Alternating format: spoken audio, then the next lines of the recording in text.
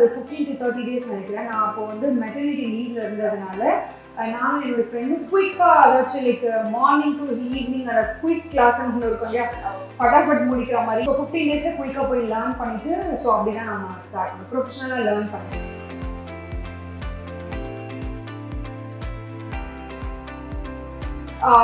நாங்கள் இருந்த டைமில் இப்போ ஒர்க் பண்ணுற மேக்கப் ஆர்டிஸ்ட் எல்லாரும் ரொம்ப டெடிக்கேட்டடாக லைக் எப்படின்னா லைக் கன்சிஸ்டண்டாக ஒர்க் பண்ணுற மாதிரி எனக்கு ஒரு ஃபீல் இருக்குது. பட் இப்போ வரவங்க என்னன்னா ரொம்ப ஈஸி கோயிங்காக எடுத்துக்கிறாங்களோ, ஓகே மேக்கப் வந்தோம் ஒர்க் பண்ணோம் ஒர்க் கிடைக்கல அப்படின்னா 1 or 2 months ரொம்ப ஈஸியாக கிவ் அப் பண்ணிடுறாங்க.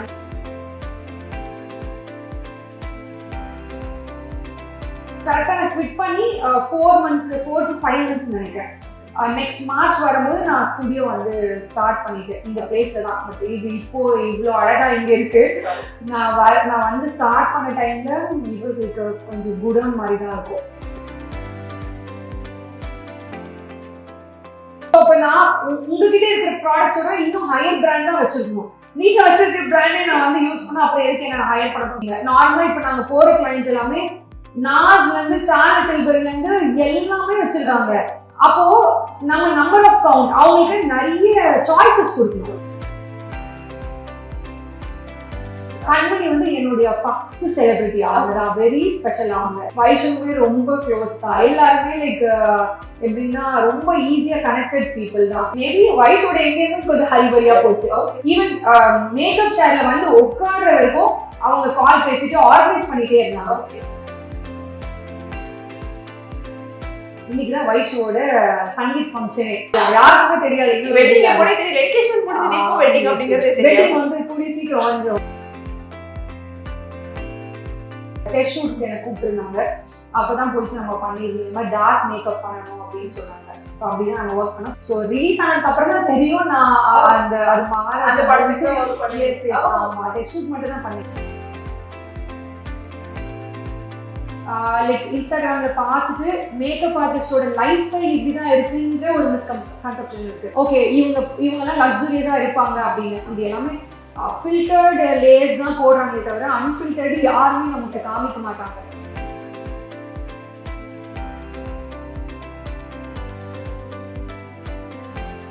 டியர் விமன் நேயர்களுக்கு வணக்கம், நான் உங்க ஸ்வேதா. இன்னைக்கு பிஹைண்ட் த பிசினஸ்ல நம்ம கூட யார் இருக்காங்கன்னு பாத்தீங்கன்னா ஜியா மேக்கப் ஆர்டிஸ்டோட ஃபவுண்டர் சத்யா சேகர் மேம் தான் இருக்காங்க. அவங்க கிட்ட பேசலாம் வாங்க. ஹாய் மேம், எப்படி இருக்கீங்க? சூப்பரா இருக்கு மேம், செம்ம வைபா இருக்கு, உங்களை பார்க்கவே வாவ் அப்படி இருக்கீங்க இன்னைக்கு. ஓகே மேம், அவங்களோட மேக்கப் இண்டஸ்ட்ரியில உங்களோட ஜேர்னி எப்போ ஸ்டார்ட் ஆச்சு? இதுக்கு முன்னாடி நீங்க என்ன பண்ணிட்டு இருந்தீங்க மேம்? 6 years பிஃபோர் என்னோட ஜேர்னி இந்த மேக்கப் ஃபீல்ட்ல ஸ்டார்ட் ஆச்சு. அதுக்கு பிஃபோர் வந்து நான் ஐடி கம்பெனில ஒர்க் பண்ணிட்டு இருந்தேன் ஆல்மோஸ்ட் 11 years. எப்படி மேம் இந்த மேக்கப்ல வரலாம் அப்படிங்கிறது எப்படி வந்துச்சு உங்களுக்கு? எல்லா கேர்ள்ஸும் இருக்க மாதிரி தான். டெய்லியும் ஆஃபீஸ்க்கு நல்லா ரெடி ஆகிட்டு போவாங்க இல்லையா, அந்த மாதிரி ஒரு நார்மல் கேர்ள் தான். லைக் டெய்லி மேக்கப் பண்ணிட்டு போகிற மாதிரி. ஸோ அப்போ ஒரு டைம்ல லைக் மேக்கப்பில் கொஞ்சம் இன்ட்ரெஸ்ட் வந்துச்சு. ஸோ நானும் என்னோட ஃப்ரெண்டும் சேர்ந்து தான் ஓகே நம்ம லேர்ன் பண்ணலாமா இல்லை ப்ரொஃபஷனலாக கொண்டு போகலாமா அப்படின்ட்டு ஒரு தாட் வந்துச்சு. ஸோ அவங்களுக்கும் அந்த இன்ட்ரெஸ்ட் இருந்துச்சு. ஸோ அப்படி தான் இட் ஜஸ்ட் சும்மா ஸ்டார்ட் ஆனது தான். கிளாஸ்ல இப்போ நிறைய கிளாஸஸ்லாம் இருக்காங்க, நீங்க கிளாஸ்லாம் போய் கத்துக்கிட்டீங்க இல்ல? எஸ் இல்ல, நான் ஆல்மோஸ்ட் ஒரு 5 years பிஃபோர் ஸ்டார்ட் பண்ணும்போது நான் ப்ரொஃபஷனல் கிளாஸ் போயிட்டு லேர்ன் பண்ணேன். ஐ திங்க் அது 15 to 30 டேஸ் நினைக்கிறேன். நான் அப்போ வந்து மெட்டர்னிட்டி லீவ்ல இருந்ததுனால நானும் என்னோட ஃப்ரெண்டும் குயிக்காக அதாச்சும் லைக் மார்னிங் டு ஈவினிங் அந்த குயிக் கிளாஸ்ன்னு இருக்கும் இல்லையா, ஃபட்டாஃபட் முடிக்கிற மாதிரி. ஏன்னா டேஸ் இல்லை எங்களுக்கு. ஸோ 15 டேஸில் குயிக்காக போய் லேர்ன் பண்ணிட்டு ஸோ அப்படி தான் நம்ம ஸ்டார்ட் பண்ணோம், ப்ரொஃபஷனலாக லேர்ன் பண்ணேன். இப்போ எங்கே பார்த்தாலும் பார்த்தீங்கன்னா இந்த மேக்கப் வந்து ஒரு ரொம்ப பூமில் இருக்குன்னே சொல்லலாம். எல்லாரும் கிளாஸ் போகிறாங்க, எல்லா இடத்துலையும் வந்து நிறைய மேக்கப் ஆர்டிஸ்ட் இருக்காங்க. உங்களை நீங்கள் அதில் எப்படி நம்ம யூனிக்காக வச்சுக்கிறீங்க? இந்த கொஸ்டின் நான் வந்து கேட்டும் எனக்கு புதுசு இல்லை, பட் ஆன்சர் பண்ணியும் புதுசு இல்லை. எனக்கு என்னன்னா எவ்வளோ கிளாஸஸ் எடுத்தாலும் எவ்வளோ ஸ்டூடெண்ட்ஸ் வெளியில் போனாலும் அவங்களுக்கு ஒரு பிளேஸ் இருக்கு இல்லையா, அதில் எதுவுமே யாரும் ஒன்றுமே பண்ண முடியாது. பிகாஸ் ஆனால் இப்போ வரவங்கள நான் இப்போ எனக்கு தெரிஞ்சு நான் பார்த்து இருக்கோம். நாங்கள் இருந்த டைமில் இப்போ ஒர்க் பண்ணுற மேக்கப் ஆர்டிஸ்ட் எல்லாரும் ரொம்ப டெடிக்கேட்டடாக லைக் எப்படின்னா லைக் கன்சிஸ்டண்டாக ஒர்க் பண்ணுற மாதிரி எனக்கு ஒரு ஃபீல் இருக்குது. பட் இப்போ வரவங்க என்னன்னா ரொம்ப ஈஸி கோயிங்காக எடுத்துக்கிறாங்களோ, ஓகே மேக்கப் வந்தோம் ஒர்க் பண்ணோம் ஒர்க் கிடைக்கல அப்படின்னா 1 or 2 months ரொம்ப ஈஸியாக கிவ் அப் பண்ணிடுறாங்கன்னு எனக்கு தோணுது. ஸோ ஈஸியாக கிவ் அப் பண்ணுறதுனால ஆல்மோஸ்ட் பாதி பேர் கிவ் அப் பண்ணி போயிடுறாங்க. ஸோ ஆல்ரெடி கன்சிஸ்டண்டாக ஒர்க் பண்ணவங்க மட்டும் தான் இன்னும் ஃபீல்டில் இருக்காங்க. ஸோ அப்படிதான் நான் இதை பார்க்குறேன். உங்களுக்குன்னு ஒரு யூனிக்கான ஸ்டைல் இருக்கு, கண்டிப்பா அது எல்லாத்துக்குமே தெரிஞ்ச ஒரு விஷயம். அதை பத்தி எங்களுக்காக சொல்லுங்க. நான் ஸ்டார்ட் டைம்ல இருந்தே இதுதான் ஒர்க் பண்ணணும், இப்படிதான் பண்ணணும் பிளான் பண்ணல. பட் ஆட்டோமேட்டிக்கா என்ன வந்து நான் ஒர்க் பண்ண கிளைண்ட்ஸா இருக்கட்டும், செலிபிரிட்டிஸா இருக்கட்டும், ஏன்னா அப்படி டிரைவ் பண்ணிட்டாங்கன்னா மேபி நான் சொல்லலாம். ஸோ இதுதான் நான் சிக்னேச்சர் லுக்கா வைக்கணும் அப்படின்னு திங்க் பண்ணல. பட் ஸ்டார்ட்ல இருந்து எனக்கு வந்து ஸ்கின் ஃபினிஷா பண்றது மேபி எனக்கு பிடிச்சிருந்துச்சு, எனக்கு வந்துச்சுன்னு நினைக்கிறேன் அதை பண்றதுக்கு. ஸ்லோவா இது வந்து லைக் என்னன்னா அப்டேட் பண்ற மாதிரி ஸ்கின் ஃபினிஷ் வந்து நல்ல க்ளோயிங் அந்த கிளாஸ் ஸ்கின் மேக்கப் வந்து என்னோட சிக்னேச்சர் லுக்கா இப்போ மாறிடுச்சு.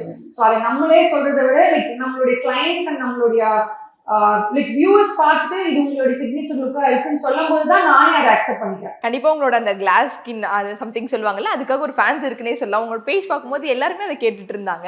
ஸோ அதை கேட்கலாம் தான் மேம். அடுத்ததாக பார்த்தீங்கன்னா மேக்கப் இண்டஸ்ட்ரியில் ட்ரெண்ட் வந்து மாறிக்கிட்டே இருக்கும். நீங்கள் எப்படி உங்களை வந்து அப்டேட்டாக வச்சுக்கிறீங்க? நான் இயர்லி ஒன்ஸ் போயிட்டு கிளாஸ் அப்டேட் பண்ணிட்டு வருவேன். நானே கிளாஸ் எடுத்தாலும் எனக்கும் ஒரு ரெஃப்ரெஷ்மெண்ட் வேணும் இல்லையா?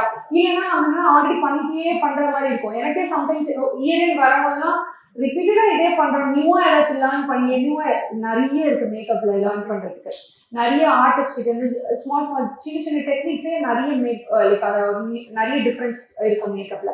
ஸோ அதனால நான் இயர்லி ஒன்ஸ் வந்து போயிட்டு அப்கிரேட் பண்ணிட்டு வருவேன். நீங்க வந்து எப்படி இதை பிசினஸா மாத்தலாம்? நிறைய பேர் இப்போ வந்து மேக்கப் கத்துக்கிறாங்க. நீங்க எப்படி வந்து நம்ம இதை பிசினஸா மாத்தலாம் அந்த ஐடியா, அந்த பாயிண்ட் டர்ன் ஓவர் எங்க வந்துச்சு? It was like huge moment தான் எனக்கு. பிகாஸ் நான் ஐடில ஒர்க் பண்ணிட்டே இருக்கும்போது சைமல்டேனியஸா தான் மேக்கப்லயும் ஒர்க் பண்ணிட்டு இருந்தேன். 8 years நான் அதில் ஒர்க் பண்றேன், லேப்டாப் வச்சுட்டு சுத்திட்டு இப்படியே ஒர்க் பண்ணிருந்தாலும் ஒரு பக்கம் மேக்கப் பேக் எடுத்துட்டு ஒரு பக்கம் அதையும் சுத்திட்டு நான் ஒர்க் பண்ணிட்டு இருந்த டைம்.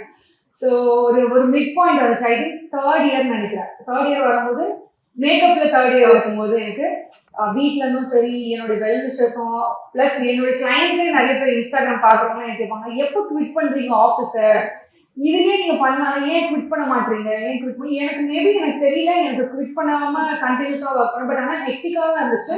எனக்கு 24/7 எனக்கு ஒர்க் பண்ணிட்டே இருக்க மாதிரி இருக்கும். ஆஃபீஸும் பேலன்ஸ் பண்ணணும், வீட்டையும் பேலன்ஸ் பண்ணணும், பிளஸ் மேக்கப் ஒர்க்கு. ஒரு பாயிண்ட்ல ஐ திங்க் 2022 அக்டோபர் எண்ட் இதுதான் டே, நமக்கு இதோட முடியாது அப்படின்னு சொல்லிட்டு நான் ரொம்ப பெரிய திங்கிங்கோட தான் அந்த 1 year ஸ்ட்ரகிள்க்கு அப்புறம் தான் நான் அன்னைக்கு குவிட் பண்ணது. என்னோட ஆஃபீஸ் ஒர்க் குவிட் பண்ணதுக்கப்புறம் ஃபுல் டைம் இதில் நான் ஜம்ப் இன் பண்ணிட்டு அந்த டைம்லேயே நான் என்ன பண்ணேன்னா லைக் கொஞ்சம் பிளான் பண்ணிட்டு என்னோட ஸ்டுடியோ நான் ஒன்று ஸ்டார்ட் பண்ணணுன்றது அந்த டைம்லேயே பிளான் இருந்துச்சு. ஸோ கரெக்டாக நான் குவிட் பண்ணி 4 to 5 months நினைக்கிறேன். நெக்ஸ்ட் மார்ச் வரும்போது நான் ஸ்டுடியோ வந்து ஸ்டார்ட் பண்ணிட்டேன் இந்த பிளேஸ்ல தான். பட் இது இப்போ இவ்வளோ அழகா இங்க இருக்கு. நான் வந்து ஸ்டார்ட் பண்ண டைம்ல இது கொஞ்சம் குடம் மாதிரி தான் இருக்கும். ஒரு பாழடைஞ்ச பங்களா எப்படி இருக்கும் அந்த மாதிரி தான். பட் இப்போ பார்க்கும்போது ஸ்டுடியோக்குள்ள வரும்போது வா அப்படி இருக்கு, செம்மையா பண்ணியிருக்கீங்க மேம். கண்டிப்பா நீங்க கெரியர் ஷிஃப்ட் பண்ணும்போது ஒரு நிறைய சேலஞ்சஸ் ஃபேஸ் பண்ணிருப்பீங்க. அது எப்படி மேம் ஓவர் கம் பண்ணி வந்தீங்க? ஆக்சுவலி அந்த சேலஞ்சை நான் ஃபேஸ் பண்ணக்கூடாது, அது எனக்கு ஈஸி கோயிங்கா இருக்கணும்ன்றதுனால தான் நான் என்னுடைய ஐடி ஜாபை நான் குவிட் பண்ணாம இருந்த ஒரே ரீசன். நான் ஈஸியா அதை குவிட் பண்ணிட்டு இதுக்குள்ள வந்திருந்தேன்னா டெஃபினட்டா மந்த்லி சேலரி கிடையாது இல்லையா? எப்போ நமக்கு முகூர்த்தம் வரும், எப்போ ஒர்க் கிடைக்கும்னு தெரியாது. இல்லை, இட்ஸ் லைக் ஃப்ளோட்டிங் மாதிரி தான், இது ஃபிக்ஸ்டு கிடையாது இல்லை இந்த ஃபீல்ட் பொறுத்த இருக்கும். ஸோ நான் எனக்கு எப்போ ஃபிக்ஸ்டா இதுல நமக்கு வந்து இன்கம் இருக்கு, நம்மளால ஏர்ன் பண்ண முடியும், சஸ்டெயின் பண்ண முடியும், எனக்கு 100% கான்ஃபிடன்ட் வந்ததுக்கு அப்புறம் தான் நான் என்னுடைய ஐடி ஜாபை குவிட் பண்ணேன். ஸோ அதுக்கேற்ற மாதிரி நான் குவிட் பண்ண டைம்ல நான் ஒரு சேவிங்ஸ் பண்ணிட்டு ஸ்டுடியோக்குமே செட்டப் பண்றது எல்லாமே பேக்கப் பிளான் வச்சுட்டு தான் நான் குவிட் பண்ண ரீசன். ஆனா இப்போ நிறைய பேர் பாத்தீங்கன்னா வந்து டக்குன்னு வந்து ஒரு கெரியரை விட்டுட்டு இதுக்கு வராங்க. அவங்களுக்கு நீங்க ஒரு அட்வைஸ் கொடுக்கணும். டெஃபினட்டா நான் சொல்றேன், ஏன்னா என்னோட எக்ஸ்பீரியன்ஸ் சொல்றேன். ஏன்னா நிறைய பேர் என்ன ஈஸியா குவிட் பண்ணிட்டு வந்துடுறாங்க. இட்ஸ் தேர் ஓன் சாய்ஸ் தான் எல்லாருக்குமே. ஏன்னா அவங்களுடைய பேக்ரவுண்ட் எப்படி இருக்கும், அவங்களுக்கு சப்போர்ட் சிஸ்டம் எப்படி இருக்கும்னு நமக்கு தெரியாது ஃபினான்ஷியலி.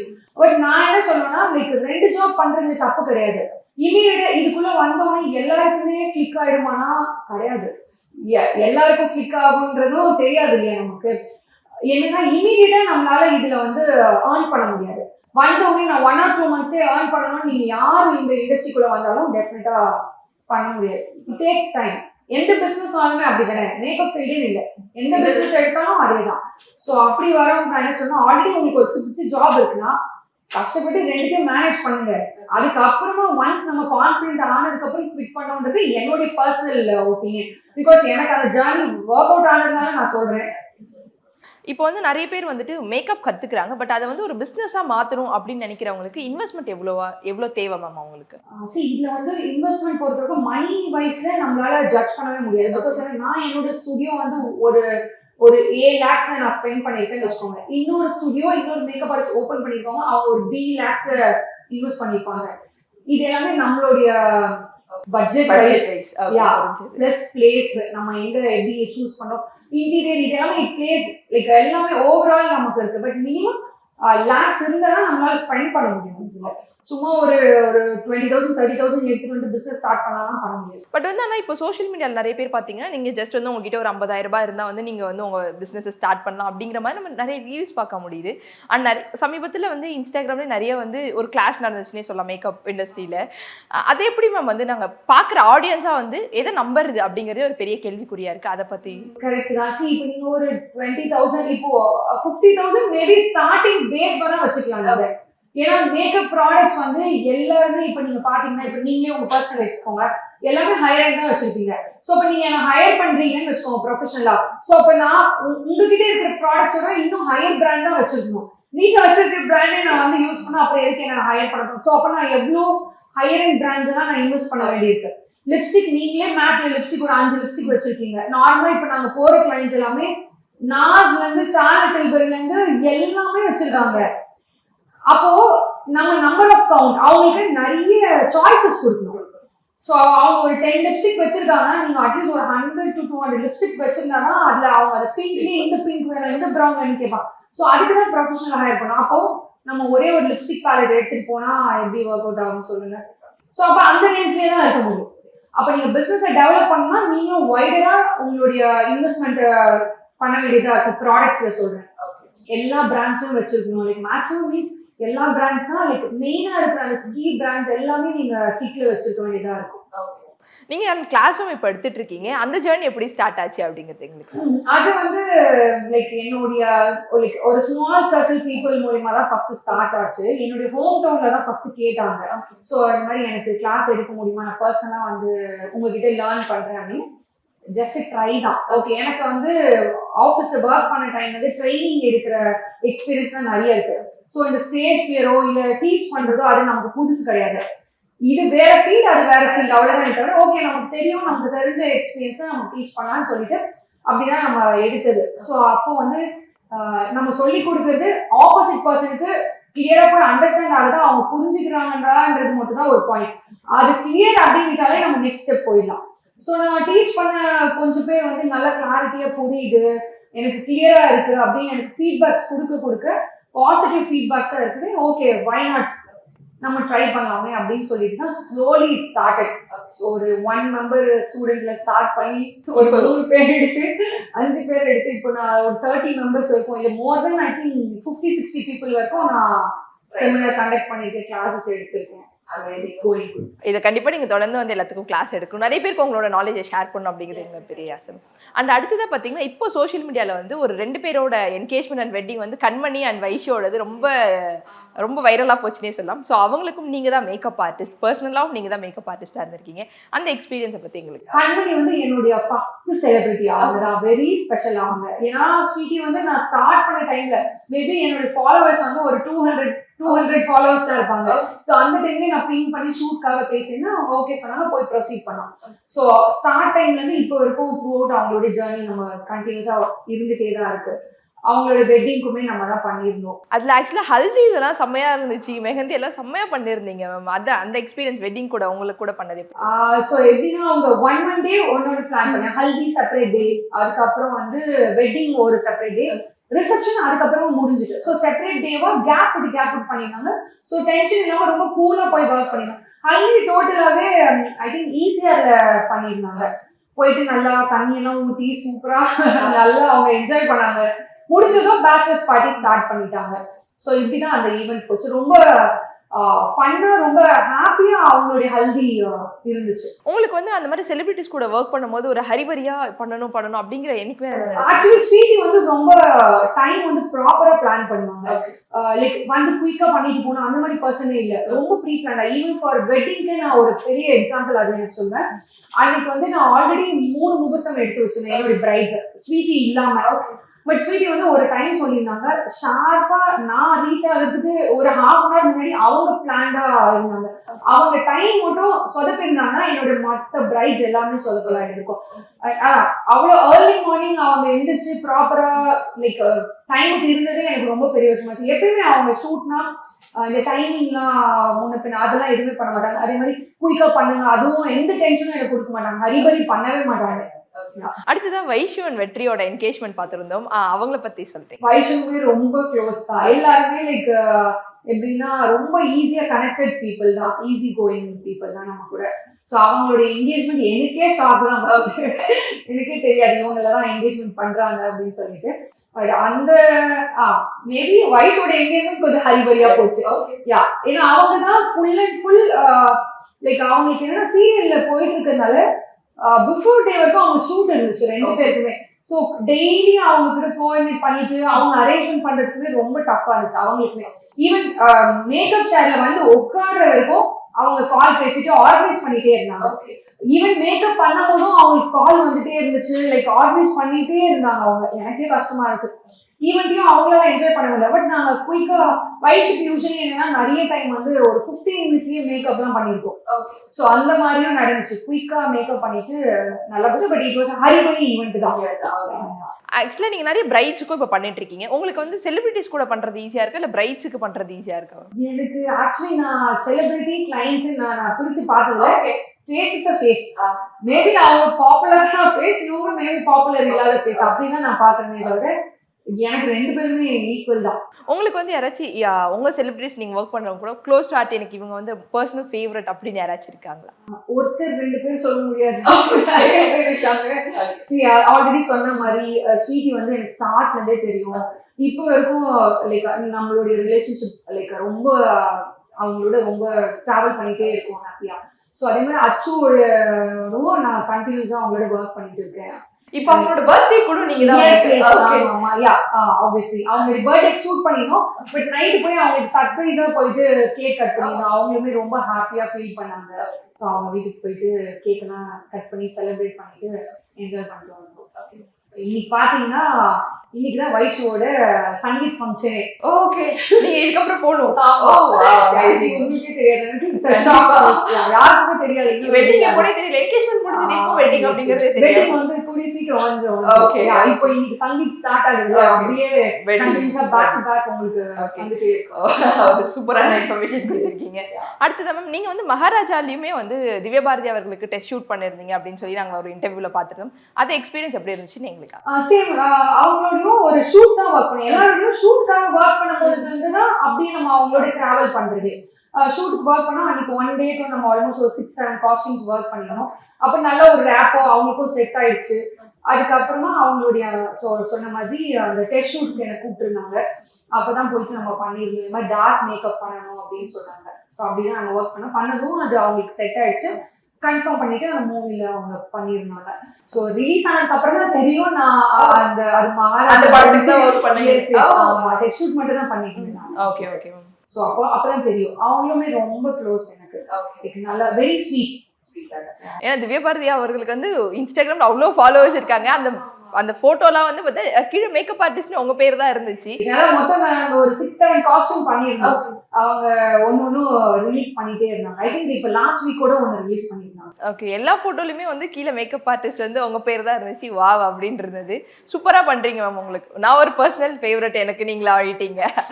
ஓகே, அடுத்ததான் வந்து உமன் ஆண்டர்பிரினர்ஸ் இருக்கவங்களுக்கு இப்போ புதுசா வராங்க ஃபீல்டுக்குள்ள அப்படின்னா அவங்களுக்கு நீங்க சொல்ல விரும்புறது என்னவா இருக்குமா?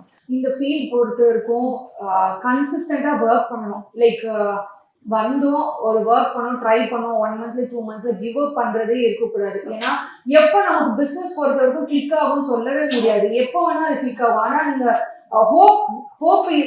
ஹோப் விடாம நீங்க ஹார்ட் ஒர்க் பண்ணிட்டே இருந்தீங்கன்னா one day it will pay of.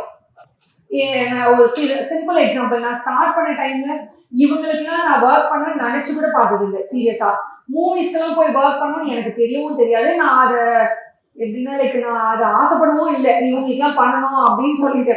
But எனக்கு நம்ம கன்சிஸ்டண்டா அவங்களோட ஒர்க் பண்ணி அவங்க கூட கரெக்டா நம்ம ப்ரொஃபஷனலா நடந்துக்கிறது it will take you to the places அப்படிதான் நான் நினைக்கிறேன். ஸோ அதனால எப்பவுமே கன்சிஸ்டண்டா ஒர்க் பண்ணணும்ன்றது, கிவ் அப் பண்ணாதீங்க.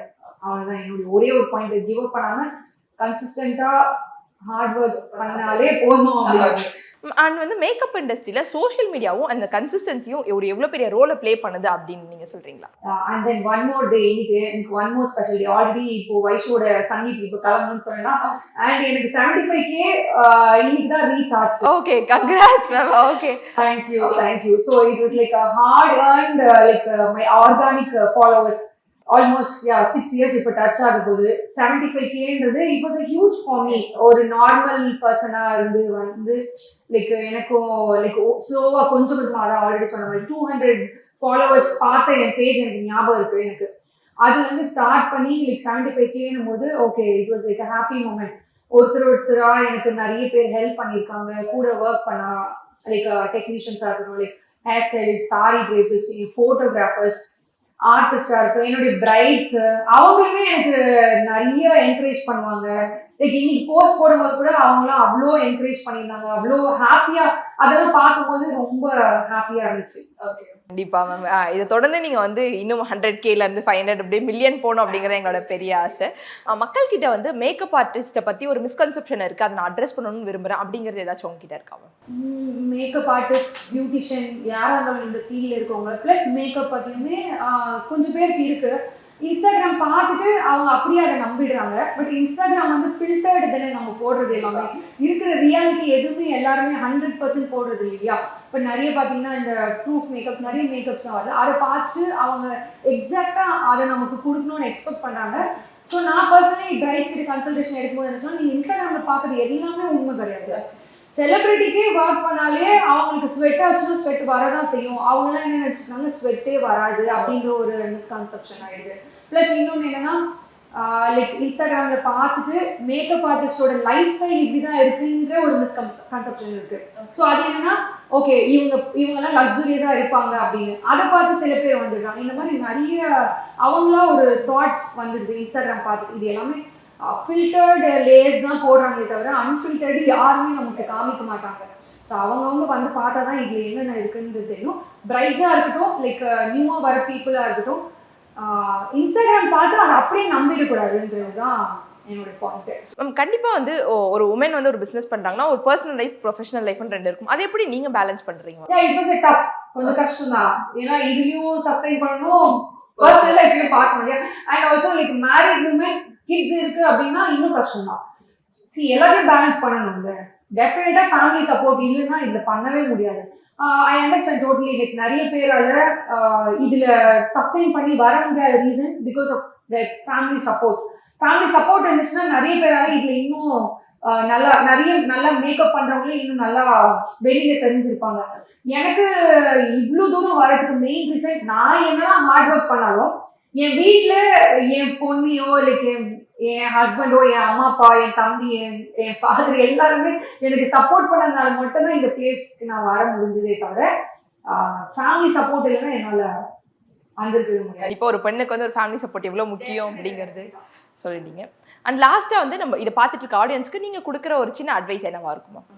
என்ன ஒர்க் பண்ணாலும் சரி டெடிகேட்டடா பண்ணுங்க, பாசிட்டிவாவே இருங்க. அதுதான் என்னோட ஒரே ஒரு லைக் என்ன பிரச்சனை இருந்தாலும் என்ன ப்ராப்ளம் இருந்தாலும் ஒர்க்ல அதை நம்ம காமிக்க கூடாதுன்றது நான் ஒரு மெயின் விஷயமா. வீட்லையோ இல்லை பர்சனலாக எனி ப்ராப்ளம் நான் என்னுடைய ஒர்க்ல டில் டேட் நான் அதை காமிச்சதே கிடையாது. ஸோ ப்ரொஃபஷனலையும் பர்சனலையும் தனியாக தான் பிரித்து பார்த்துருக்கேன். ஸோ அதே மாதிரி கன்சிஸ்டண்டாக ஒர்க் பண்ணணும், ப்ளஸ் ரொம்ப பாசிட்டிவாக இருங்க. ஏன்னா இந்த இன்ஸ்டாகிராம் இதெல்லாம் வந்து அங்கங்கே நமக்கு அப்பப்போ நெகட்டிவ் வந்துட்டே தான் இருக்கும். அதெல்லாம் காதில் போட்டுட்டு நம்ம ஒர்க் ஆன் பண்ணால் வேலைக்கே ஆகாது. நம்ம ஒர்க் பண்ணுறது பாசிட்டிவாகவே இருந்துட்டு டெடிகேட்டடாக ஒர்க் பண்ணாலே சூப்பர். உங்களை சுற்றியுமே ஒரு பாசிட்டிவ் வைப் இருக்குது, அதை தொடர்ந்து நீங்கள் வச்சுக்கோங்க எல்லாத்துக்கிட்டையும் அப்படிங்கிறது தான் எங்களோட பெரிய ஆசை. Thank you so much for your timing. Thank you.